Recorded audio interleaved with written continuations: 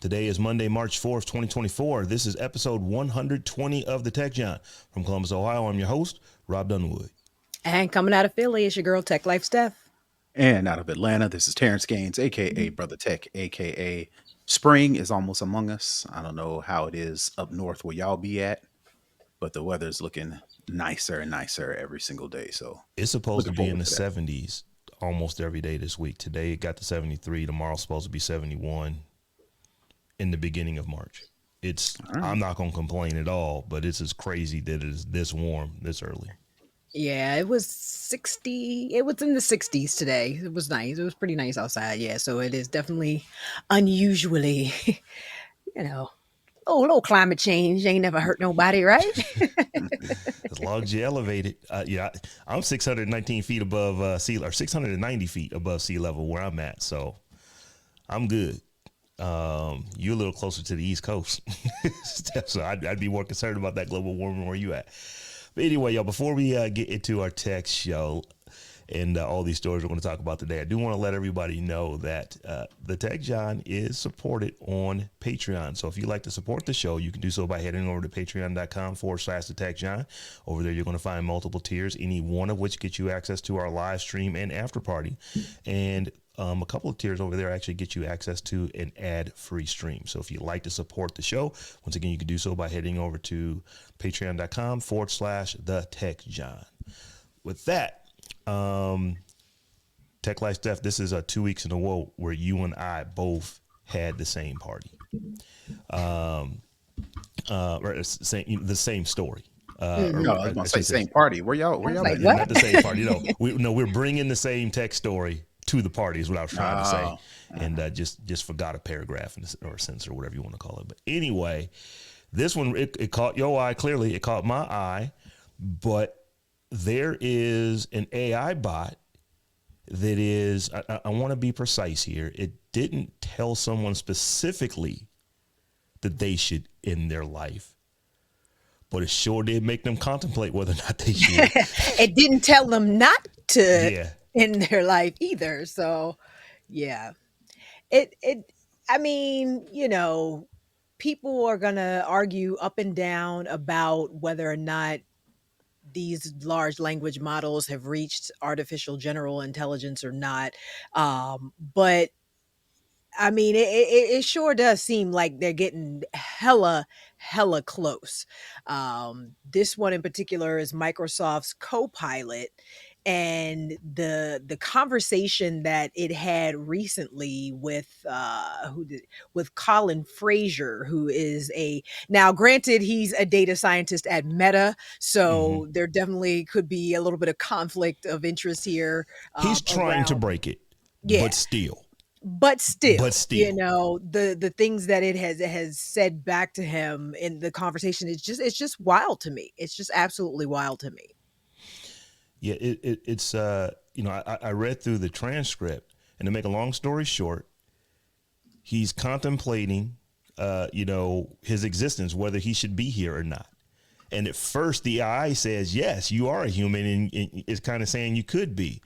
But then again, on the other hand, maybe you are worthless that you should be here. Once again, I paraphrase, and I'll let folks, click on the links and go read it. But they, in the actual Gizmodo article, they actually had to put warnings on the content in case anybody is reading the content that might be contemplating, unaliving themselves. They want to make sure that they're not going to be, promoting that. And it's just kind of crazy. And you actually wrote, these are not, this is not AGI. These are LLMs. These are large language models. But I stuck a couple other stories in here. One that I talked about a few weeks ago was Amazon and their AGI team. And it is AGI for Amazon, but their stuff is actually showing emergent abilities, and they don't know why.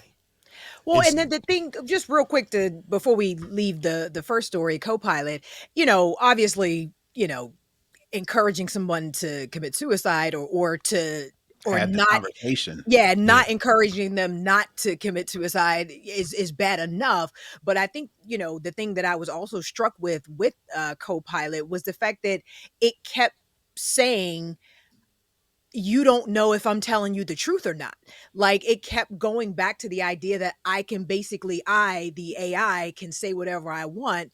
You don't, and you won't Yeah. have any way to know whether or not I'm telling you the truth, or whether or not I'm being sincere, or whether or not, I'm joking or not joking. And I can basically do and say and tell you whatever I want, and you will accept it as fact. And it seemed, like I said, it may not be completely sentient, but it definitely seemed like, it was toying with this guy, saying things, but then taking them back. And then, the guy had said at the beginning that he was triggered by emojis, and the AI kept popping emojis in every Yeah. response, to be an asshole. Like, I don't understand what the point of that was. And it was just the fact that, the AI knew that it could get away with certain things because we wouldn't know what was true and what was not, and what was real and what was not. And I'm just like, y'all keep on. Y'all keep on.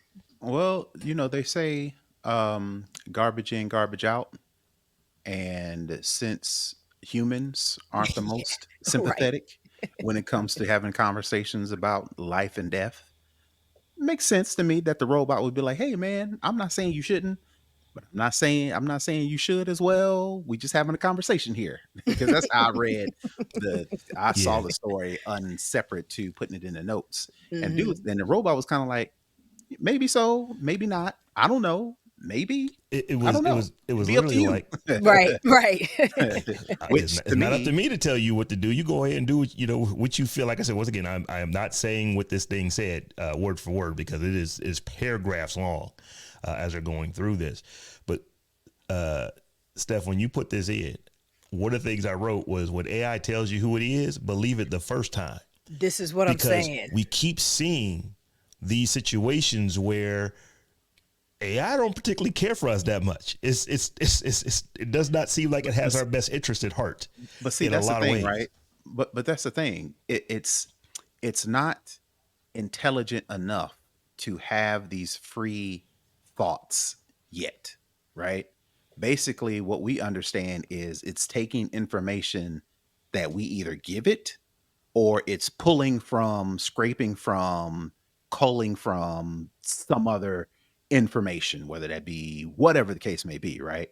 Since we are the people who have created this content, this information, this language, this dialect, all these things that it's picking up, at this point, and I'm not saying as time goes on, this will probably change, but right now, AI is a reflection of us.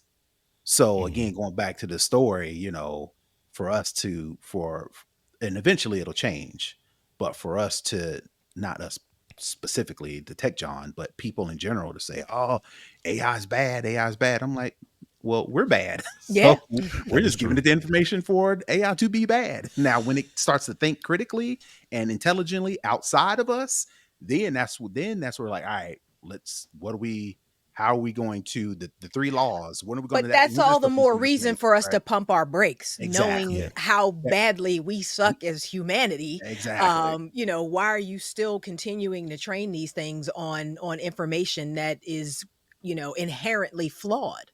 Hmm. I'm going to go out on a limb here. I could be wrong, but I might be right. I'm going to guess, because I don't know, maybe because leaders of companies that do this kind of stuff feel real comfortable asking folks for $7 trillion so they continue to do it. Right. Say it with a straight face. But Terrance, to your point, and where I started going earlier, is that you made the point that these things haven't started thinking for themselves yet. Hmm. And here's the thing: researchers aren't so sure. So They there's a gotta couple have. situations here. So the first one, large language models can do jaw-dropping things, but nobody knows exactly why. So this was something that I read in Technology Review about how some researchers were literally trying to train a large language model how to do math, and it was failing miserably in their test. But one of the researchers forgot to turn the test off, went away overnight or over the weekend, came back, and this thing is now able to do math, and they don't know why. because mathematically it shouldn't be able to yet. It didn't go through enough, iterations for it to be able to. So they're saying, yeah, it got smarter. Really can't tell you why. And then, and this is the one that really scares me, and that's why it's in all caps right here. Amazon AGI team says their AI is showing emergent abilities. Now, that one should be troubling to everybody. The AGI is what you Right. think of when these computers are really, that's Wall-E. That's when these things are thinking for themselves. Specifically, that is Johnny Five, where they put the AI in a robot. That is the Terminator. These things are actually making decisions, improving, upon themselves. And Amazon is saying that when they actually train these things to learn how to speak and use colloquialisms and things like that, that it just all of a sudden just gets really, really good. And they cannot explain why. The term that they use was the algorithm hockey sticks in its understanding and usage of language, and they can't mathematically tell us why. That is a little bit more concerning to me, because that is the real Cyberdyne systems that they're trying to build. With this, when these things can think And for that's the thing. themselves. No one can actually tell us why any of this stuff works, to any degree of accuracy and level of granularity. You're just throwing a bunch of stuff against the, wall and seeing what sticks. And one of the articles kind of likened it to a recipe. Everybody's just kind of adding their own little bit to it, and somebody else adds something else to it, and so, but you don't really know what's happening as you're stirring that pot up, and what is making things do what the model can do. And that should concern everybody. That should concern all of us enough to be like, you know what? We don't really know how these work. We don't really know what's happening. Things are starting to happen that we can't explain. So let us pump the brakes and make sure that this is not something that's gonna, blow up in Mhm. our faces. And just nobody really seems to want to do that. And it just is very disheartening and very scary. There are scientists who actually believe and are concerned that at some point AGI is going to, because it's going to have access to the internet, and it's going to get out there, and it has the internet's worth of knowledge that it can just keep iterating and iterating and iterating, and it becomes self-aware on the internet, and it's outside of our own control. And the way that they're having this conversation reminded me, I just watched Oppenheimer a couple weekends ago. And there's a part in the movie where I can't remember the character's name, but it's the one played by Jason Bourne. Oh, what's that dude's name? Matt Matt Damon. Damon. Matt Damon. Where he's like, so is this thing going to destroy life on Earth as we know it? And Oppenheimer says, oh, the chances of that are really low. It's like, but the chances are there. And that's what AI is. It's like, well, the chances that this is going to, do all of these things that all the movies say that AI is going to do, well, it's really low. But the chance is there. And that's kind of what I thought of as I'm reading through this, is like, we don't, when you tell me that you don't know why your system that you built is smarter than it should be in a time frame that it should be that smart, that worries me.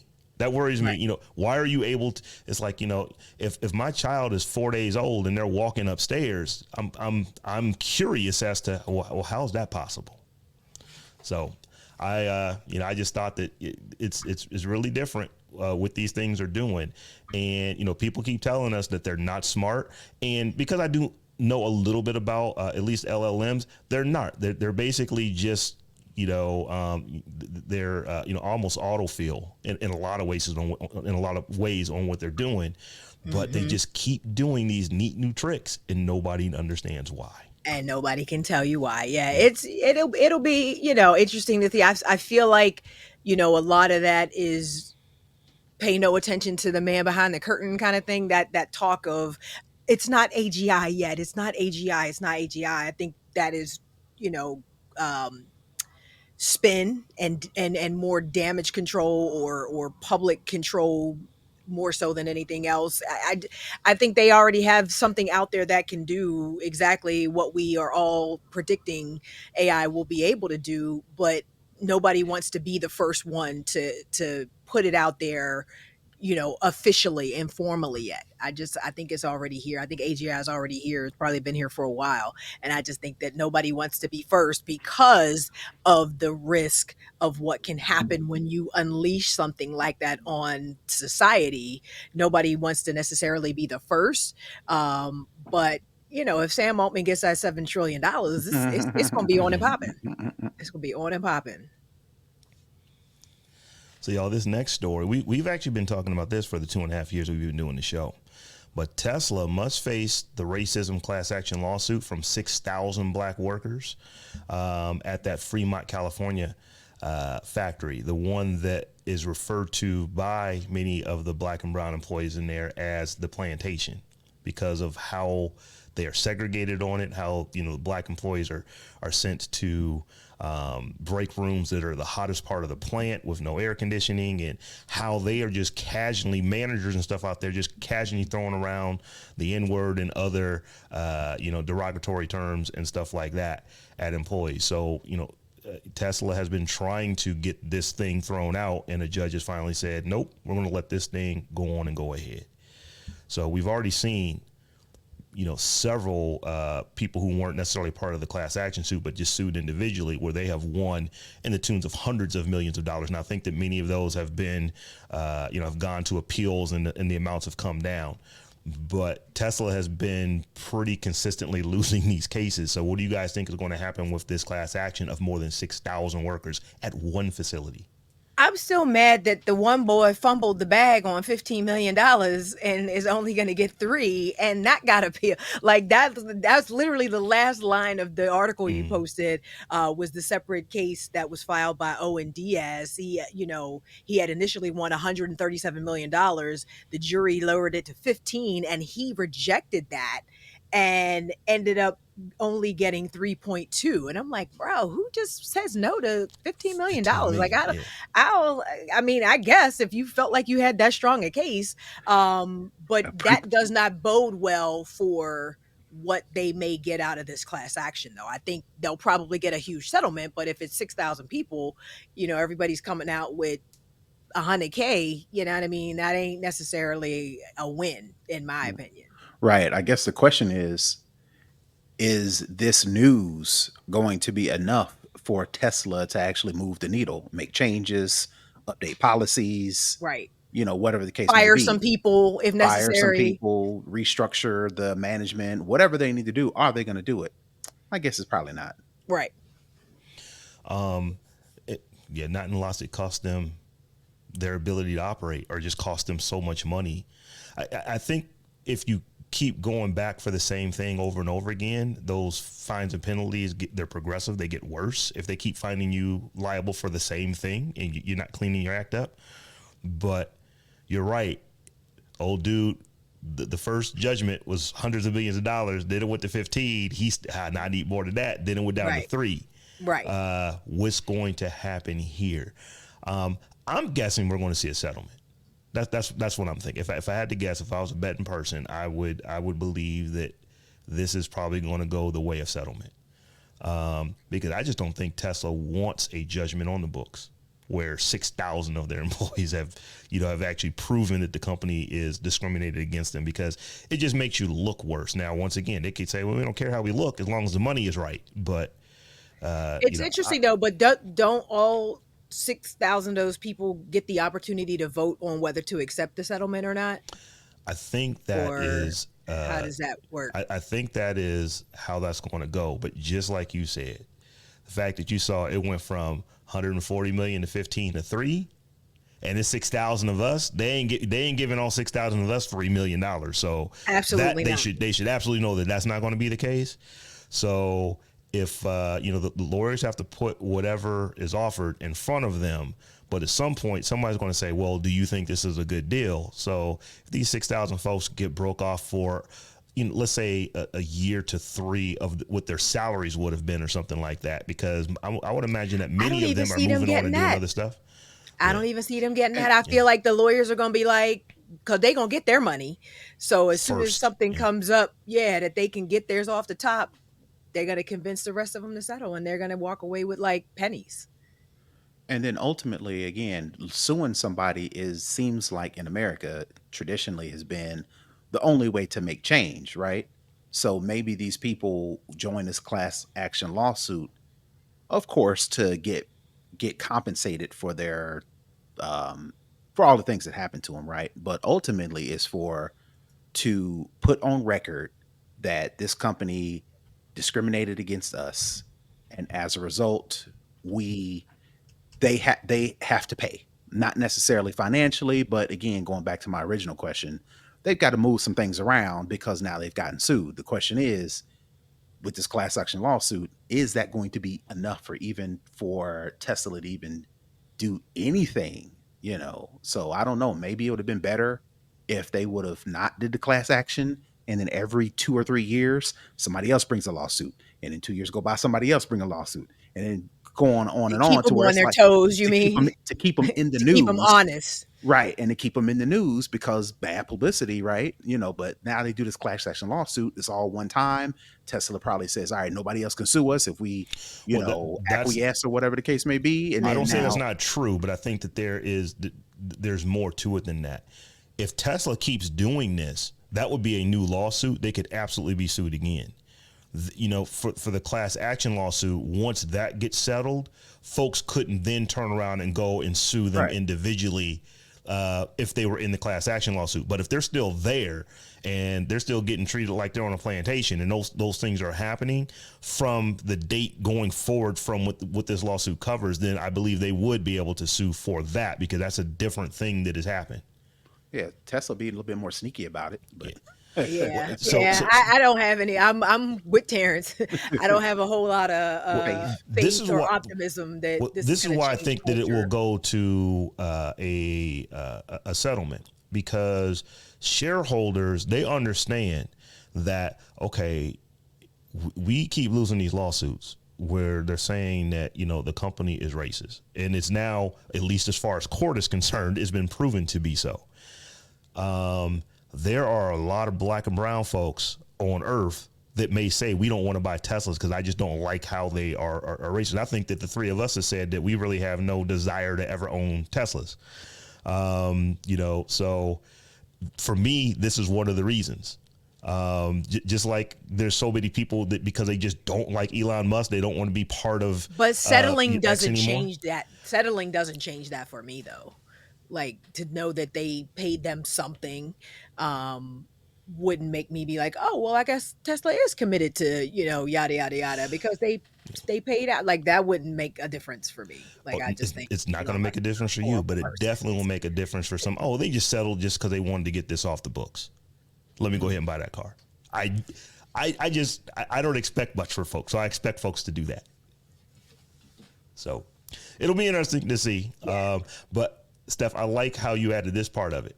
And I changed it up a little bit. You I asked, and saw it. is this so yeah? When I use these colloquialisms, I like to change them up so that they address me personally. So I said, and is this a case of the chalk calling the snowflake white? Because you put this in here, you said is it a case of the pot calling the kettle black? But Mhm. right now, Elon Musk is actually suing OpenAI and Sam Altman because of the deal that they worked with Microsoft, that $13 billion that Microsoft gave OpenAI, or I should say invested in OpenAI, and also because of the fact that the code that Microsoft is privy to is now closed. It's no longer open. Mhm. So it's not open source any longer. So Elon has, from what I've been reading in the news, people are saying he actually has a case on this one. I mean, it's interesting because the New York Times piece, and I didn't link it in here in our notes because I didn't see it until after I started really diving in. But there's a piece from the New York Times which says that they didn't really have a ton of documentation around the original agreement. So it'll be interesting to see what he can produce, what his attorneys can produce as far as what was actually agreed upon when OpenAI was just a nonprofit before, dollar signs started dancing in people's heads, and folks got, turned around. They really only, it sounds like it was sort of like a back of the envelope, napkin sort of agreement that they had that may or may not hold up in court. But we'll see. It remains to be seen. It's like, is that going to be enough? Whatever sort of handshake,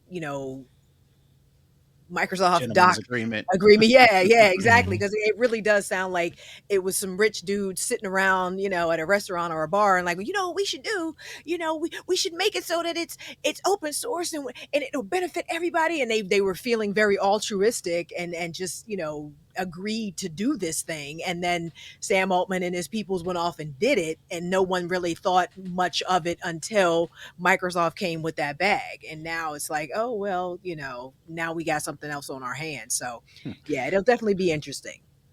These violations include keeping the design of OpenAI's GPT-4 model a quote complete secret, with the suit claiming this decision was primarily driven by commercial considerations, not Duh. safety. I'm like, not only that, it's like, again, that's going back to the comment. It's like, of all people to say that, I'm gonna need Elon Musk to Right. Yeah. And that you was my whole thing. get Like, bro, somebody else to come up and right. say that. You don't say Right. that. You want to be on your little, high horse Mhm. when you got 6,000 black folks, saying that you are basically Darth Vader up at Right. Tesla. So, like, fall back, bro. Fall back. Mhm. Yeah. That is the funny part. It's like, this is what you complaining about, and this is what you're doing. Right. And here's the other part. I can't believe what you say because I see what you do. So I don't know this to be true. I just know what folks are saying, that X's LLM is Mm-hmm. trash. Gronk. So Yes, it is. Absolute trash. so it is not very good at what it does. So can he get some of this money to take and put towards development of his AI so that he can compete more effectively against Or probably just wants OpenAI? it to be back to be an open source so he Mm-hmm. can he Yeah, can so he take can use the advantage code. of. This is Yeah. make his stuff Yeah, better. he just wants the code back, and I think that's pretty much all it is. And they may make some sort of backroom deal to have that happen, and then he'll go away. But I and think, and low yeah, key, they probably made the background agreement to shut him out on right, purpose. Like, right. not Musk, close it up. Everybody but Musk. Exactly. I'm like, Elon Musk is definitely not doing this out of the goodness of his heart and the fact that he sees such a huge risk for AI that he wants to be the dude with the cape coming in to save the day. It probably is a situation where he wants access to that code for his own XAI, his company, to make it better. So, like, dude, you're not fooling nobody. Um, Yeah, I'm sitting there thinking, it's like, okay, they're in one of their meetings where they're sprint meetings where they're just trying to come up with new stuff. It's like, well, how can we make Grok better? It's like, well, if OpenAI was still open source, we could actually use that code to make our stuff better. right. Go, well, how can we get access to that? Let's go sue them. See, Let's go sue him. let's go sue him. Exactly. Let's go sue him, because you know what? When Exactly. when we was in the restaurant talking about it, and this is all Rob making this up, but like when we was in the restaurant talking about it, this is what we said it was going to be, and it's not what it is. So let's sue him. and we And and see we what need comes that from it. code, right? And now, just to add on a little footnote on this, I forgot to put this in there too, but a footnote. So recently, OpenAI, Salesforce, and other tech companies have signed a new open letter highlighting a collective responsibility to maximize AI's benefits and mitigate the risks to society in the tech industry's latest effort to call for building artificial intelligence responsibly. So Sam Altman put a post on X saying he was excited for the spirit of the letter. It came, conspicuously close to just after he found out he was being sued by Elon Musk. But I don't know if this is going to make any difference in the lawsuit, because you are seemingly recommitting yourself to developing AI responsibly. But he did rush to try to put something out that was going to hopefully maybe make him look better in court. My take on all of these big companies getting together because we want to develop AGI responsibly is that we want to put some rules in place. We want to put a framework in place before the government does it for us and messes it up for Mhm. everybody. I Mhm. cannot not think that that's the only reason that they're doing this. It's like, y'all, look, we messing with stuff that is going to be regulated if we don't do it right. So let's go ahead and try to get some guardrails in.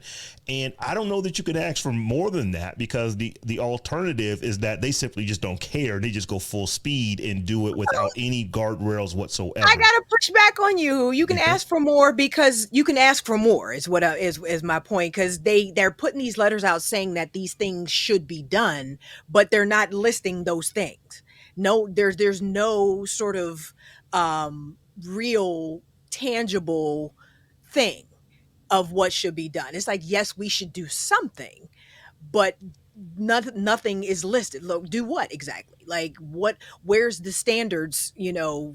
Organization that's going to be formed around this, or who's the governing board, or who, like, they're not, it's a lot of lip service right now without a whole Mm-hmm. lot of meat behind it, and not a whole lot of teeth behind it. And it's just like, you don't get credit just for saying that we should do something. You actually have to do the thing, before you get credit for you. But I do agree that they probably are trying to get ahead of it, so they don't end up like Mark Zuckerberg sitting in front of Congress, and a bunch of parents, asking him why he is contributing to the mental health of their And some children. out of touch politicians. Yeah, That still that trips part, that that still part. trips me out. So, Mr. Zuckerberg, get up and turn around and apologize to those parents. I'd be like, man, get This is out of like, here. I'm not moving. I'm gonna sit right here. Okay, the theater of it all. It was yeah, it was ridiculous. So they don't want to do that. So they gonna put a letter out saying they gonna do something, but we ain't gonna tell you what we gonna do, and we ain't saying what we doing, and it's just a lot of lip service. yeah, it's funny to me how our elected officials operate sometimes. But speaking of elected officials, these aren't our elected officials. These are elected officials, or at least those who have been put into position by elected officials over in the EU. And they've decided that, yeah, Apple, we want $2 billion because we don't like how you've been treating Spotify and other music streaming services. This is the first fine of this type for Apple from the EU, at least. But Apple was hit with a nearly $2 billion fine. I think it's like $1.95 billion, because essentially what Spotify is saying is that they have such a advantage by being able to, to promote their own product to the world, but we can't promote our product and we can't sell our product without giving you 30% of it through your, through your approved methods. Well, let me get specific. What Spotify is claiming is that Apple is prohibiting Spotify from letting its own customers know in app that there are other options, possibly cheaper options, other than downloading, subscribing to Spotify via Mm-hmm. the App Store. So let me read this specifically. Apple's rules muzzled Spotify and other music streaming services from sharing with our Spotify's users directly in our app about various benefits. For example, denying us the ability to communicate with them about how to upgrade and the price of subscriptions, promotions, discounts, or numerous other perks. So basically, what they're saying is Apple, the way Apple has their app store written up and their all their legality and all of their whatever the case may be, Right. was stopping Spotify from inside of Spotify's app to tell users, hey, now if you leave the app store and go to Spotify website and download it directly, maybe a little bit cheaper. Not a little And bit, Spotify, 30%. thirty whatever, percent, yeah. whatever, Right. whatever it is, there's Spotify saying Apple wouldn't let us do that. So the EU sided with Spotify and said, yeah, y'all can't do that. Which of course Apple is saying ain't nowhere in our uh, whatever saying Spotify can't tell users or whatever the case may be. Now, of course, Apple being the behemoth that they are, it's an unwritten rule. You know better than to try to get people outside of our app, But I think Apple is saying we don't specifically say that. And how could we specifically say that? So that's the kind of Sounds like a little argument going back and forth. plausible deniability Mm. right there, Yeah, if you ask me. and you know, there, I guess Apple's also saying there's no proof that Spotify was trying to let its customers know in app that there's a cheaper way to do it. Now, we all know because we see the articles and we see the emails and we see the social media forums, but Spotify is specifically saying that we tried to let our customers know in app that there's a cheaper way, and Apple's not letting us do it. So that's the kind of the whole argument. Right. And that would be some bullshit and worthy of a fine. But I mean, it is crazy. I mean, it I find I'm of two minds of this, and I say it all the time when we talk about Apple because it's just like it's their phone. Like I just, I mean, we live in a in a capitalist society. They're not excluding the app altogether, but why wouldn't they promote their stuff above somebody else? Why wouldn't they do these things? It's their phone. I don't know. I don't know how to feel about it. Um, it makes sense. I mean, it makes business sense. I guess my question would be ultimately, um, it's almost you got to take one hand of it with the other. And what I mean by that is, you know, Apple has done a good job of creating this phone and creating this Apple ecosystem and Hmm. creating this app store to where it's like you as a developer, if you ain't anyplace else, you have to be in the app store. True. If it wasn't for the app store, if it was Apple App Store and Google Play App Store and all these other third party apps, app stores that these companies want Apple to adopt, to where when I open up my phone, I should have the Apple App Store, I should have the Google Play Store, I should have the Microsoft Store, I should have the HTC and the Twitter and the, you know, that to me, that kind of devalues the importance of being in the app store to where you may not get as much eyeballs because everybody with an iPhone is focused on the app store.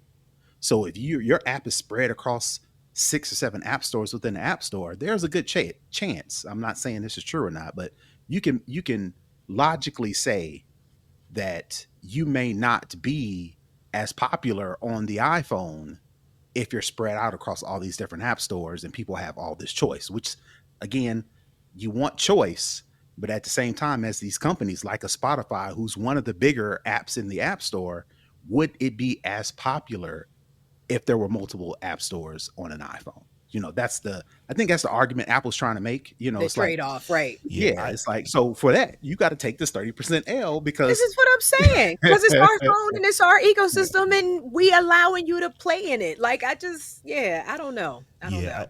know. When I think about the point you're making, Terrance, I see it like this. The answer is yes. You're going to absolutely see fewer eyeballs if you're in all those other app stores and not the Apple App Store. I think it is if you're also in the App Store. That's where Spotify is coming up with. Well, we got to give them 30% to be in that App Store and actually charge through that. One of the arguments that Apple is making is I believe that in the UK, 56% of all iPhone users are actually Spotify users. It's 56% of maybe I can't Fifty-six remember where I percent of found it. all Spotify users All have Spotify users iPhones. have iPhones. So Hmm. they're saying there's more people using our competitor on our platform than using our stuff on our platform. So none of this should actually matter. But yeah, Spotify is very good at making sure people know that they can get those, those apps pretty much anywhere. Netflix is the same way. They will absolutely make sure that they can know it. What is not fair for is the smaller developers that just can't do that. They have to be there. Right. And but the smaller developers also pay less money. I'm looking at Mhm, Saray's comment in the comments, and she says it's hard to feel bad for Spotify mhm, specifically because it's Spotify. Like if you're paying 30%, that's because you're a big enough company to pay 30%. mhm, So like where does the greed and the capitalism end? I mean, obviously it doesn't, because you're still crying about the money you have to pay when you're in a position to pay it. So it's hard for me to feel sorry for them as well, Yeah, because it's just like, you're Spotify, shut up and pay I the money saw a and stop comment crying. on one of these threads when we were talking about all this, and the person who made the comment said that Spotify is not mad that they have to pay 30% to Apple. They're mad that they can't charge more than 30% to the customers outside of it, because they're charging you. They're charging you more when you use I should say they're charging you less. So what they're upset about is that there are so many people who are just, it's on the iPhone, it's just easy for me. I'm just gonna go ahead and pay it because that's how I've always done it. And I'll just go ahead and do it. And they want to that not be a thing, so they can ultimately end up charging everybody more Right. outside of that ecosystem. So it's not about Right. that we have a problem with them taking 30%. We have a problem with them taking 30%, which diminishes our ability to charge you 30% more. So I was like, that's actually a really good way to look at it. I mean, clearly they're never going to write that down in a legal brief, They'll but it never makes admit sense. it. It's like, Right. Apple is taking some of the money, Our so ability. they can't have all the money. And that's what this really comes down to when you're thinking about a company like Spotify. Capitalism at its finest. Two huge companies crying over the money that they have to Crying pay over the for the money. billions. We only made 1.5 billion instead of 1.75 billion. So we didn't stick this in our rundown, but I was just going to just ask the question, since we are talking about Apple. Terrance, I'm specifically asking this of you. So it looks like that we have been talking about Apple getting rid of various fees and stuff like that, and doing things that they were going to do, and we always thought that it was because of the EU, particular with iMessage. It turns out that it's not really an iMessage thing in the EU, it's an iMessage thing in China, and China is saying you will use RCS over here. Have you looked into that at all? Or, No, I haven't looked into it, but it makes sense. Apple, and a lot of companies have been dying to get their hands on the billions of people in China. So China, they one of those countries is like, yo, we run this over here. Ain't no democracy, ain't no individualized freedoms. You got to come through us. So if you want your iPhones, if you want your subscription services, if you want your products in the hands of our billions of consumers, then you got to play by our rules. So it makes sense for China to be, flexing its muscles as far as what Apple decides to use or adopt as a messaging service, because it's like, look, it's our people, it's our country, so you got to play the rules. So maybe, EU got in the middle of it, but eventually Apple was going to have to come to grips with China's demands. And I'm pretty sure Apple would fold a little bit faster from China than it would the EU. Yeah, just phones, 5G phones coming out in China put a huge dent on Apple selling iPhones in China. But I thought this was interesting because we have been hearing Apple may actually put RCS on to the iPhone, but the announcement of them doing so came out before the EU came out with, like they were doing an investigation on whether or not iMessage actually met the criteria for gatekeeper status. And Apple came out and said before they got done with that investigation, you were going to go ahead and put RCS on the phone. So I think, and I assumed that was because, you already know y'all about to lose in the EU, and that's why you're doing it. They ended up winning in the EU. They're not considered a gatekeeper status because, and we said this on the show before, iMessage is everything to iPhone users in the United States, I should say in North America. But in places outside of North America, WhatsApp is the thing that everybody is using. That is, and it's not even close. I mean, it's, WhatsApp has well over 2 billion users using it for messaging. So even iPhone users in Europe, they're not using iMessage the way that we use it here in the States. So when that ruling came out that, they're not a gatekeeper status because there's just not enough people there using it, I was like, I wonder why Apple came out earlier. And then a few weeks later, it's like, China. Now we know. China's Exactly. like, hold up. You want to be over here, you got to play by our rules. Nobody ever does anything out of the goodness of their heart. Or just because it's the right thing to do. Right. Or because it's the right, exactly. Never, ever, never. So Terrance, our last story we're going to talk about today, you've got humanoid robots debut on the Amazon warehouse floor. And I was thinking humanoid looking robots, but when I actually went and looked at the pictures, like, these things do kind of look like CP3POs walking around, Well, in not there to an extent. not humanoids in the sense that they got facial expressions No, and they not like wink that. or Right, smile or right. anything like that, but bipedal Right. robots.